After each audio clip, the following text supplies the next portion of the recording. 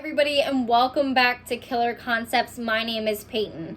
Today we're talking about the Jessica Boynton story, also known as the officer's wife. Jessica was found with a bullet wound to her head, locked in her bedroom closet. The GBI concluded that this was a suicide attempt, but there are many things that may point to other conclusions.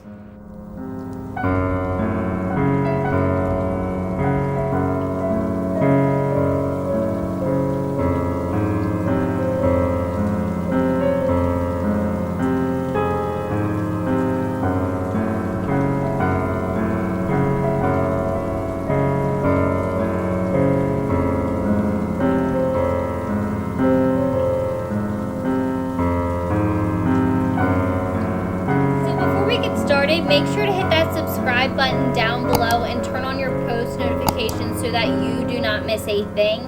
Don't forget, I will be giving out a $25 gift card when I reach 100 subscribers here on YouTube, and you are not going to want to miss that.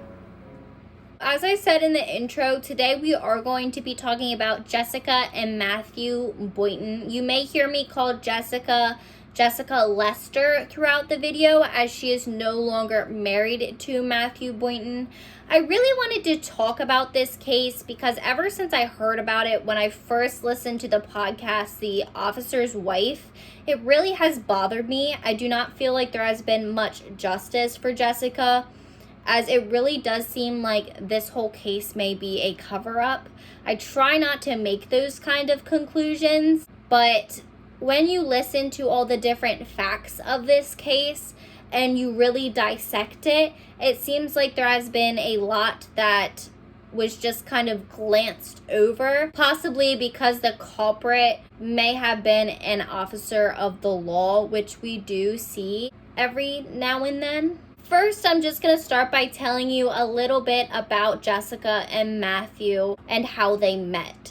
When Jessica was 3 years old, her and her siblings were actually abandoned by her mother. They ended up living with her mother's adopted parents, which was Jessica's grandparents. You know, she grew up wearing hand-me-downs and living on a farm. Compared to Matthew, Matthew's grandfather was the sheriff in town. He was more popular, you know, he wore clothes that were name brand, like Hollister, more of what somebody like Jessica would think of as a rich kid. So when Matthew wanted to date her, I guess she was kind of surprised because in her mind, he was a little bit out of her league. You know, she was more shy and quiet. She wasn't friends with all the popular kids like Matthew was. He played sports, he dressed nice, he was muscular. But Jessica's friends persuaded her to give it a chance, as she could always just break up with him if she didn't like it, and so she did. However, in the spring of 2013, when Jessica was 16, about a year after starting to date Matthew, she came to her grandparents, closing the door behind her privately in a room, and she told them that she was pregnant with Matthew's child. Now, her grandparents offered to help raise and take care of her kid, but Jessica decided that she was going to try and settle down with Matthew. And so the two of them went and moved into a house across the street from Matthew's grandfather, the sheriff. So from the outside, Jessica and Matthew's relationship seemed like the picture-perfect couple that everybody would want to be, but that's what it looked like in pictures. Anybody who really knew Jessica and Matthew knew that this was not the case. When Jessica really began to know Matthew, she started seeing a more controlling side of him. While she loved being at home, she loved being a stay-at-home mom, she loved her kids, she started feeling isolated. She couldn't really go anywhere. It wasn't until Christmas that Matthew took Jessica to see her grandparents. She hadn't seen them in months. She didn't even have a chance to open her presents before he told her that they had to leave. Jessica's grandparents also had thrown her a graduation party where they projected a movie up onto the barn at the family farm. And not long after the movie began, again, Matthew told them that they had to leave. So you can just see a pattern of very controlling behavior. And the two began to argue over it. You know, Matthew worked all the time as a police officer, and then he would come home and he would do nothing. And Jessica just felt really alone.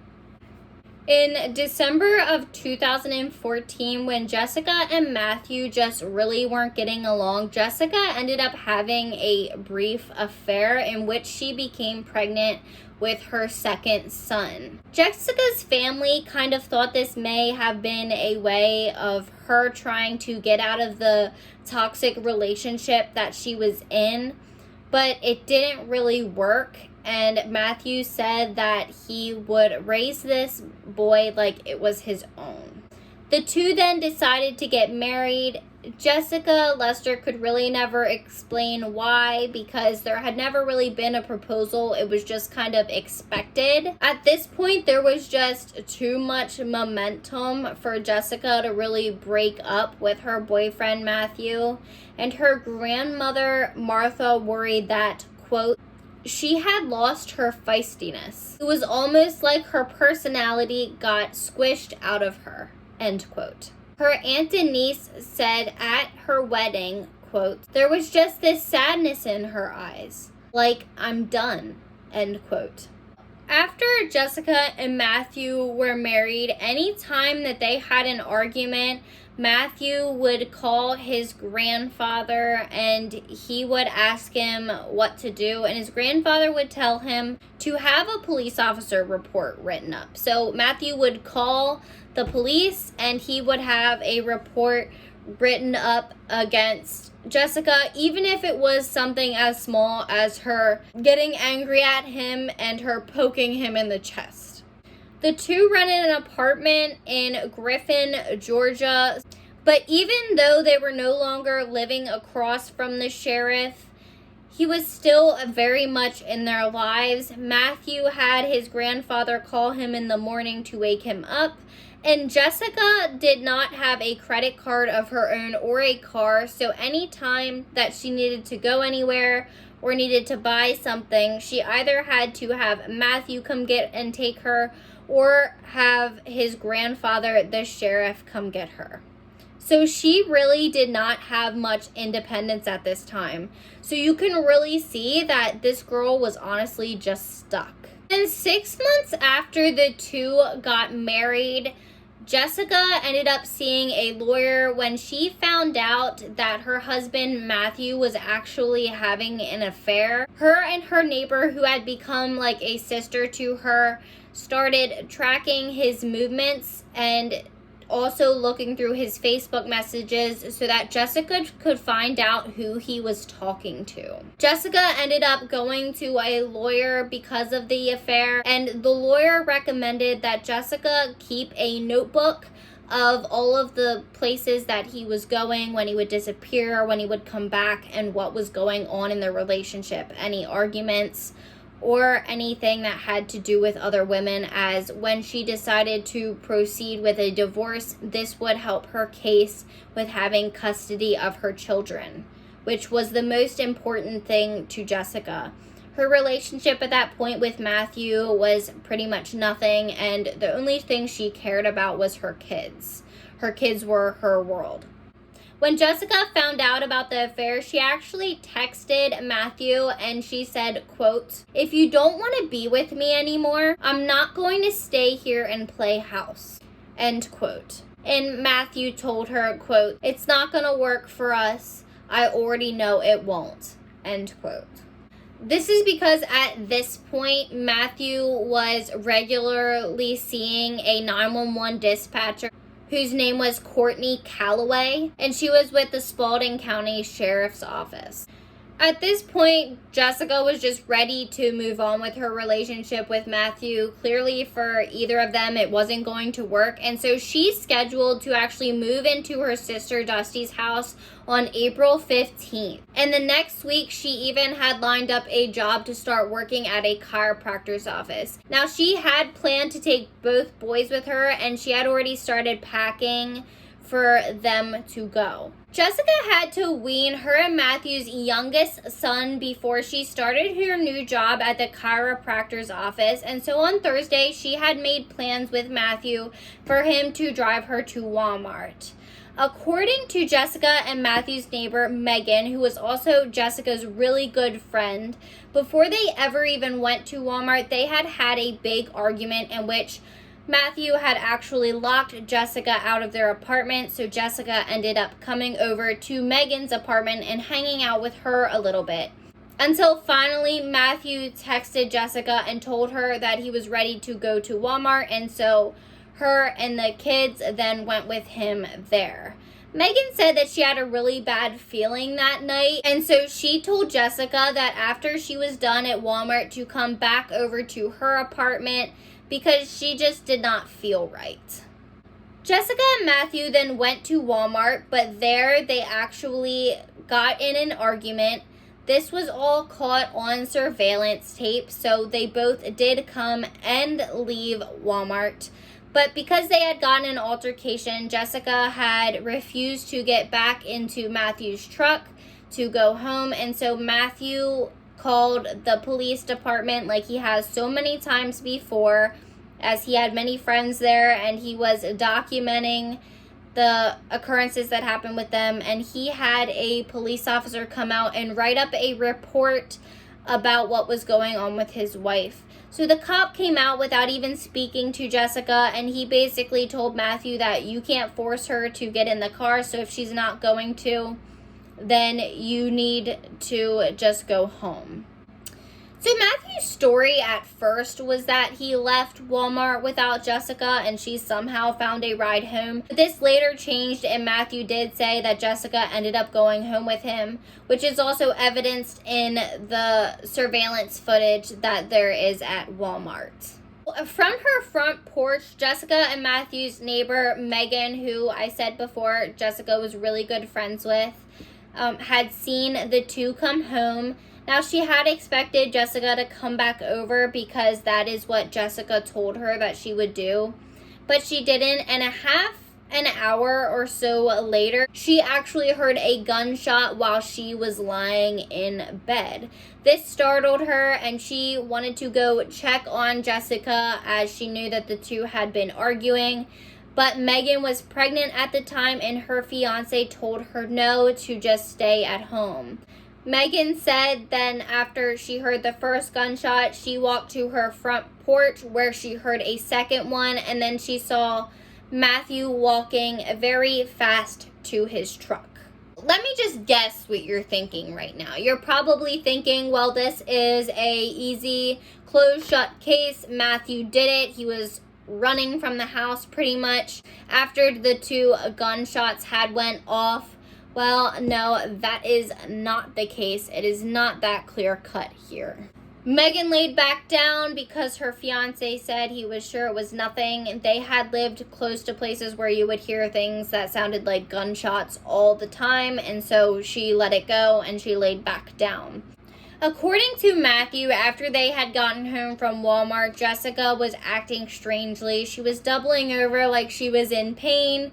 He kept asking her what was wrong. He asked her if she couldn't breathe, and she just kept telling him to call 911. Soon after, Matthew says that she ran into their bedroom closet and locked the door and would not let him in. He said he had plans to go to Waffle House with one of his fellow police officers, and so he left the house and he went and did that because this behavior was not unusual for Jessica. So on his way to meet his fellow officer to go to Waffle House at 12:45 a.m., Matthew said he received a text from Jessica that was very distraught saying, quote, "I can't do this anymore. Take care of Tolan and Tyler. Please tell them I love them every day. I have been suffering for a while now and nobody has noticed. Here lately, I have not been able to recognize the person I see in the mirror. This is not the first time I have had suicide thoughts. I love you and the boys." Matthew then called 911 and he told the dispatcher that his wife was having suicide thoughts and that he had just gotten a text message saying to take care of the boys. And then he called his fellow officer and told him that he was on his way back to the apartment because his wife had texted him a very distraught message, and his friend then also headed in that direction. Several of Matthew Boynton's colleagues had been dispatched to the scene that he had worked with. Matthew said that he had gotten to the apartment and he ran inside. He was worried about his boys. He said that he ran into the master bedroom. He knocked on the closet door. It was locked. And he started calling for Jessica, but there was no answer. He grabbed his police radio off their kitchen counter because that's where he kept it. He had said he heard a gunshot come from upstairs right after he pulled into the parking lot. He ran up there. He could not get the door open. He smelled gun smoke.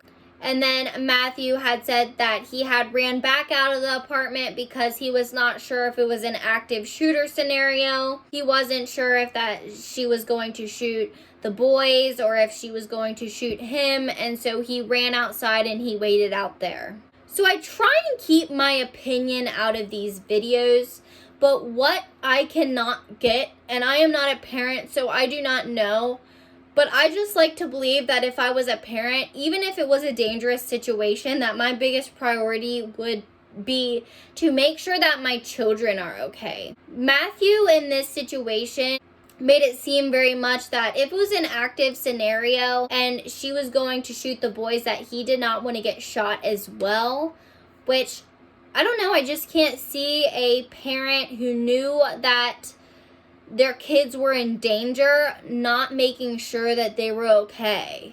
When the officers arrived on scene, they told Matthew to wait outside. They made their way up to the master bedroom and they kicked in the closet door. All this footage can be seen online. It has been posted all over the place. You can see how they found Jessica. I will make sure to link down below in the description box to one of these videos so that you can see it if you'd like. I just want to warn you that to some people this may be very graphic and distressing. When the police came running into the apartment, they heard the youngest son crying. They burst into the closet, and this is where they found Jessica laying pretty much unresponsive on the floor. When they found Jessica, they found that she had a gunshot wound to her head. She was laying on a pillow, so her hair as well as the pillow that her head were laying on were soaked in blood. Otherwise, there really wasn't any other blood at the crime scene. Matthew's police-issued service weapon, a .40 caliber Glock, was found under her body. And there was 2 bullet holes in the closet that were found in 2 separate walls, which we'll get to that. It really doesn't make sense. Police officers say that Matthew was absolutely hysterical. He was really upset about his wife. You can hear it in body cam footage as well as interviews they did with Matthew. He really did sound distraught. But there were many weird things about this crime scene, so make sure not to go anywhere because I'm getting to that. So the first really weird thing that happened with this whole situation is that 2 deputies woke Jessica's grandparents and they told them that Jessica had committed suicide. Yeah, I said that. They had told her grandparents that Jessica had committed suicide. Therefore, they meant that she was dead. Jessica was very much not dead. She had very good vital signs. She was very alive. Jessica's grandmother knew that did not sound right. She said her Jessica did not like guns. She would not touch a gun, and it just did not sound like her. The family then drove to Jessica's apartment, and they asked the officers there where Jessica was. This is when they were informed that Jessica was being taken to the hospital for her gunshot wound. Her family was confused because they were just told that she had committed suicide and she was dead, and now they are being told that she is very much alive and she is on her way to the hospital. Jessica's sister, Dusty, even made it a point to ask the police officers if Matthew had shot her sister, because that is not something that Jessica would do to her boys. She would not try and commit suicide and leave her boys alone because she loved her sons, as I have said so many times before already in this video. Another thing that I would like to point out is that there were two couples, one of them being Jessica's friend Megan and her fiance, and another one was just another couple that had lived in the apartment complex that had heard the sound of 2 gunshots. Now, both couples stated that they heard these gunshots around 11 a.m. and not around 1 a.m. as Matthew had reported. This is a very big difference. When Jessica was taken to the ER, she was admitted as a 19-year-old who was reported to have shot herself in the head. However, the surgeons that were working on her thought otherwise. Vernon Henderson, who was the trauma surgeon who had worked on Jessica, wrote, quote, "Her injury did not fit with that description. Neither of her hands had any evidence of gunpowder stippling, and her wound was on the top of her skull, which was very unusual for a self-inflicted gunshot wound. That this is a very unusual direction to point a gun at oneself with the intention of committing suicide. Instead, Jessica's surgeons actually believed that she had severe head trauma. They believed that she may have been hit over the head with something. She had very bad swelling in her brain, and she had to be put into a medically induced coma in which Jessica was in for 3 weeks until she finally began to regain consciousness. King, the neurosurgeon that had worked on Jessica, noted to the GBI that he thought that the circumstances of her injuries were very suspicious, especially how there were 2 bullet holes going 2 different directions in the closet, as well as the bruising on her head that made it seem like she had been hit over the head with a blunt object. When Jessica became awake, she really did not remember anything from that night except going to Walmart. She just wanted to know where her children were, and at that time, because the police thought that she had tried to commit suicide, Matthew actually had temporary custody of her children, and at that point she couldn't really see them, which was very traumatizing for her. There are a couple other things I'd just like to note about this case before I close out my video today. Apparently, Matthew had been texting his girlfriend, the 911 dispatcher, when he should have been really concerned about what was going on inside the apartment with his wife. It is said that the text messages came from inside the apartment, and that in crime scene photos, the phone is seen near the microwave, in which the GBI had originally stated that the phone wasn't moved, and in the pictures it was in its original place. And then they kind of changed their statement and they said that it was put there to be photographed, which seems a little bit odd to me. So Matthew Boynton eventually becomes cleared of any wrongdoing in this case for Jessica. The GBI ended up ruling Jessica's injuries as self-inflicted and stated that it was an attempted suicide, even though there were many facts that pointed to Matthew fought to keep the custody of their children away from Jessica because of the attempted suicide claims. But eventually she did get her children back and now they share custody. But I'd like to mention another weird occurrence that happened that really points to what kind of character Matthew really has. While Jessica was still in a coma, Matthew actually started moving stuff out of their apartment, including Jessica's belongings. When Jessica woke up and she needed to get her things, she got most of them, but then Matthew said that he didn't have some. In particular, Jessica had a red gym bag that she used to let Matthew put his gym clothes in. And she wanted that bag because before the whole incident occurred, she had packed a whole bunch of her stuff in it because she was planning to move to her sister Dusty's house, as I have mentioned previously. So this bag becomes a serious chase because Matthew tells Jessica that he does not have the bag, and Jessica ends up reporting it to the police as a lost item. Matthew ends up writing down in a sworn statement that he does not have it, he does not know where it is, and they leave it at that. There was a local whistleblower, we'll call him, who he was really fascinated with Jessica's case. He just did not think that there was any justice served, and so he really started digging deep into Matthew. And Matthew's girlfriend ended up contacting him and sending him a video of Jessica's bag actually in Matthew's new apartment with her belongings in it. This whistleblower ended up purchasing the bag off of Matthew's girlfriend at the time, and he takes it in to the police department. The police officers want to know where he got this bag, and he shows them the video footage, and he gives them all the information that they need, and he hands over the bag. Because basically, he wants to show them that your officer's lying, he still works for the police department, and he's doing things like this, which is clearly not something that a police officer should be doing. After this, Matthew's colleagues call him into an interrogation room, and they make him aware of his rights, and they ask him again about the bag.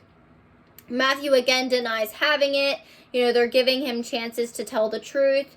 And he keeps denying that he does not know where the bag was. And he did not know where it was during his sworn statement, and he did not know where it was now. So the police officers start handing over photographs of the bag, and they ask if he recognizes it. And he said, that's Jessica's gym bag. She used to let me put my gym clothes in it. So then they start handing him photos of the contents of the bag, and he said that's Jessica's stuff. And then they ask him if he still believes that he does not have the bag, and he says, no, sir. As this conversation's going on, it becomes more and more clear that Matthew was clearly lying about the bag, and so his superiors tell him, you can't be doing stuff like this.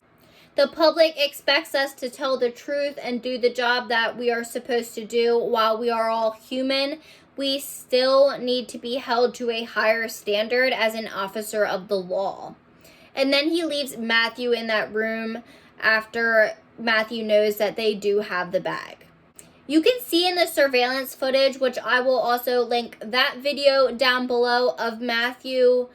He starts taking off his uniform. He starts taking off his gear. He knows he's about to get fired from his job. And so the officer comes back in. Matthew hands all of his stuff over. He apologizes. He gets really emotional. He starts to cry. And the supervisor basically tells him, you gave me no other choice at this point. You can't do stuff like this. So charges are filed against Matthew for lying in a sworn statement and going against his oath, as well as having her belongings. But when this goes to court, all of these are actually dismissed. Before it ever gets to court, all the documents regarding the indictment for Matthew mysteriously go missing, and a local journalist actually has to call the district attorney and find those documents and tell the district attorney that she had found them in order to keep the case going to trial. Otherwise, they were going to dismiss the charges. Right after the journalist brought up that she had found that document, then miraculously the police station found the charges as well. However, when it went to trial, no charges stuck, and Matthew was set free. So at this point, Matthew has not been charged with anything. He has not been charged with having any part in Jessica Lester's injuries or what happened with her bags. And it's just very frustrating because when you really look at the case, you can tell that there are so many things that don't make sense. So I am going to put a link down below to a podcast called The Officer's Wife. I had listened to it previously, and then when I decided that I was going to do this story for you guys, I re-listened to it again, and it really just goes into depth about the whole case. You hear from Jessica's side of the story, and they also give you the clips with the 911 dispatcher with Matthew, as well as his conversations with the fellow police officers. So it's really jam-packed full of information, and I think you will very much enjoy it. In conclusion, this is one of those cases which I am not happy with how it turned out. I feel like there is a lot more to the story than what has been given to the public, and I feel like Jessica really deserves justice in this case. They did not even hold Matthew Boynton responsible for keeping her stuff hostage, pretty much. However, there is nothing we can do about it except keeping it talked about and keeping it known. So that is the most important thing about this. Before you leave, I just want to remind you to hit that red subscribe button down below so that you do not miss a thing. Make sure to turn on your post notifications so you are notified when I post new content.